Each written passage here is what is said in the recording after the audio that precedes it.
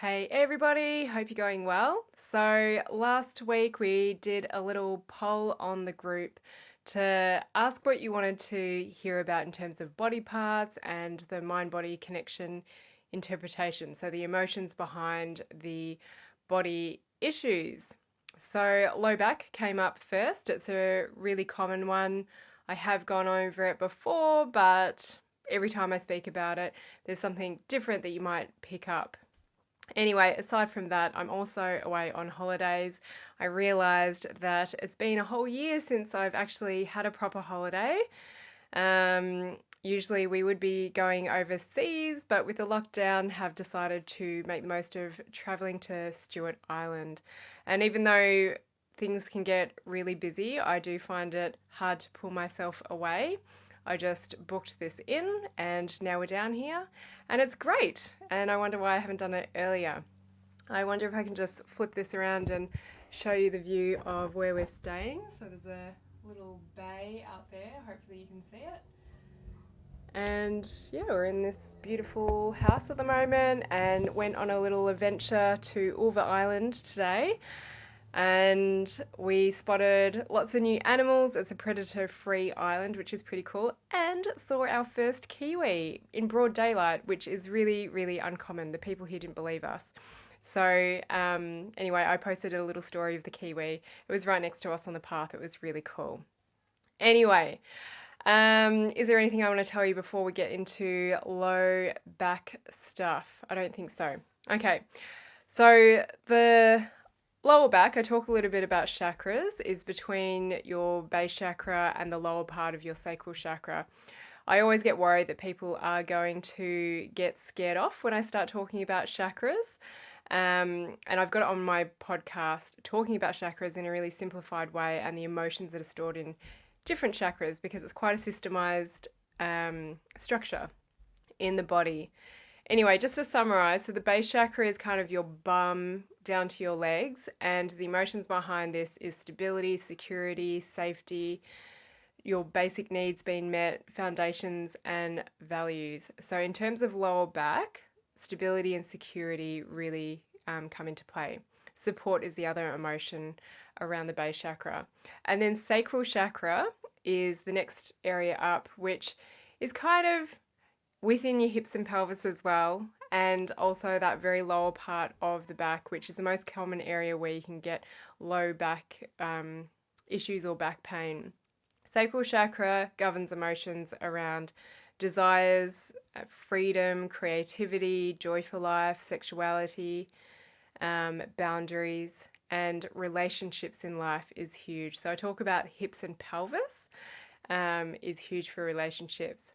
So try not to get too confused with chakras there because the base and the sacral is a little bit mixed up. And that's just to give you a little bit of background before I go into low back pain. So lower back pain on the physical structural level, you can get muscular aches and pains. You can get issues with the joints like little joint sprains, which tend to give you that sharp acute pain or feeling like you're locked in the lower back and you can't move in certain directions. And then you can get issues with the disc, which are like those squishy, spongy shock absorbers in between those bony bits of the vertebrae. So if you imagine my hands are the vertebrae and then the space in between is where you get those spongy shock absorbers. So every different type of low back pain and the way it presents can indicate something different, but I'm just going to generally cover low back pain. With any injury or discomfort that you get in your body, I always encourage people to think back when it started hurting, what was going on in your life. So emotionally, where were you? Were you traveling around? Were you under high stress? Was your relationship having issues? And in particular with lower back, were you having money concerns or issues? So I like to call low back pain financial low back pain. And on an emotional level, the lower back junction just above the pelvis, it governs the emotions around contracts in life and your relationship to money. So the kind of contracts I'm talking about are things like employment contracts or subcontract contracts, which is where you rely on getting an income to support yourself and be stable and secure in life. So that's all those base chakra type qualities. And then where it blends in with the sacral chakra is that it's about your relationship with money, because sometimes you can have a lot of money and feel like you don't have a lot, but in other people's eyes, they think, why are you worrying? And vice versa. You might actually have some money issues where you don't have enough and you don't know how you're going to rent your home or pay your mortgage, all these kind of things. The other times financial low back discomfort can come up is the contracts in life with relationships. So these are marriage contracts. This could be someone who has money and is concerned about their partner having the involvement with their cash and all that kind of stuff, but particularly divorce. So if divorce is on the cards, or maybe some people are avoiding it, and staying comfortable in a relationship they know that they probably should be parting ways from. Again, it could be that maybe one partner is very dependent on the other half and is worried about where and how they are going to be able to generate an income and support themselves without that other person in their life, or support their family, getting payments like child support, paying for kids' schooling, and all that kind of stuff. So that's divorce and relationships. I covered jobs. Redundancies is something to consider as well. The other thing that comes up around money and security is that sometimes it can be us that holds ourselves back, is that we feel like we should be higher valued in terms of remuneration, but can have difficulty stepping into a role and trusting that we can fulfill that role and therefore be remunerated at a higher value. So self-value comes in there too. So mortgages is the other thing. And again, this is a perception of debt. And sometimes people are so driven to own their own home that they will just mortgage themselves up to their eyeballs. And obviously we know in this climate with all the COVID stuff and people losing their jobs that people have really gotten themselves into the deep end. But regardless of that, it can just be, again, your mindset around money in your relationship and also being sensible with your finances, is that there can be stress with signing a contract, or maybe you keep on looking at homes and you just can't actually physically sign that contract, or you sign that contract and then all of a sudden you think, how the hell am I going to pay for this? And there is this pressure now that you have to pay. It can come up with selling a house that you need to sell to support other ventures in your life. I think that's it about lower back pain. Sometimes it can be really fleeting where you just get a little bit of an ache, and most people ignore that because it goes away. But I encourage you to listen to all sorts of little niggles and signs, even though they're passing. And if you gain this level of awareness, you can often find a lot of amusement in your body and save yourself a lot of grief, because if you don't listen, that's when the body starts giving you stronger and stronger signals, and this is where you might end up with a disc injury. Now, disc injuries can be minor or they can be severe. So I'm talking the more severe disc injuries, which can really knock you out in terms of you can't work because your back pain is so bad, and maybe you've got nerve involvement going on as well. And it's so important to take that step back. And again, back pain can get worse.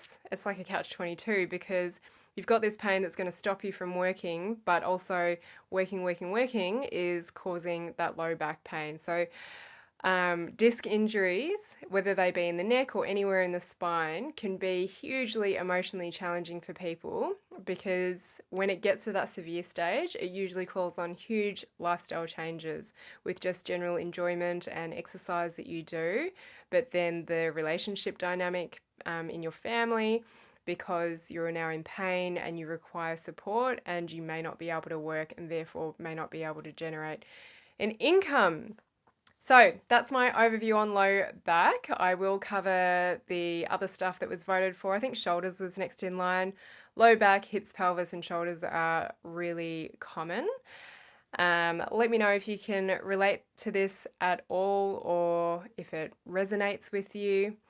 I really loved that in my last masterclass a couple of weeks ago, I had lots of messages of people saying, you know, what you were talking about, the shoulder or the breast area, the chest, and those emotions, they could really feel something going on and it resonated with their body. Again, your body hears this stuff even if mentally you can't process it. And some people who had chronic pain, even just acknowledging from what I had said, where they felt a massive shift in their body.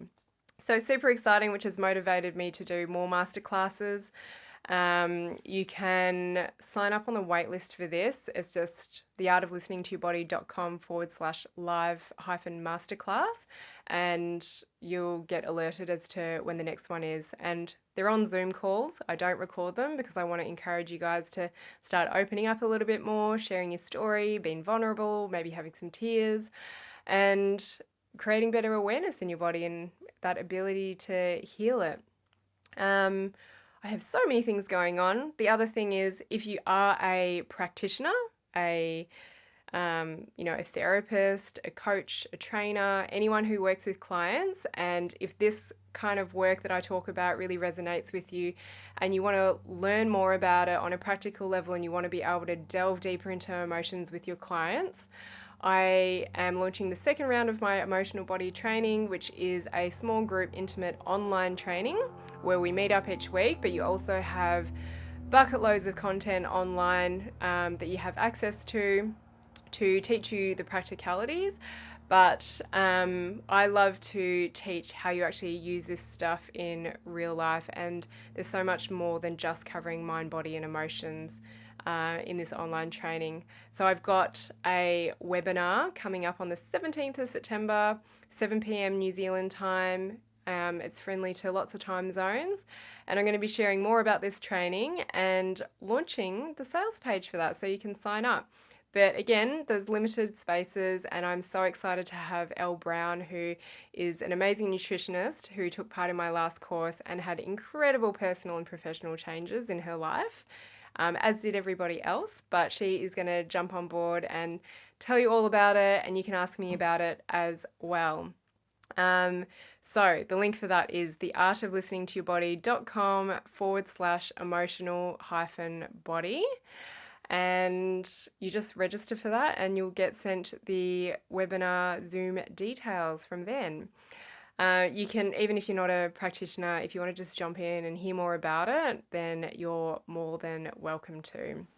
All right, well, I'll drop those links into the comments, and I hope you're all enjoying your weekend, or enjoying the rest of your week, and have a great weekend. And if it's been a while since you've had a break, then try and get away. Just the change of environment's really nice. I know I'm still working right now, but I love this stuff too. See ya!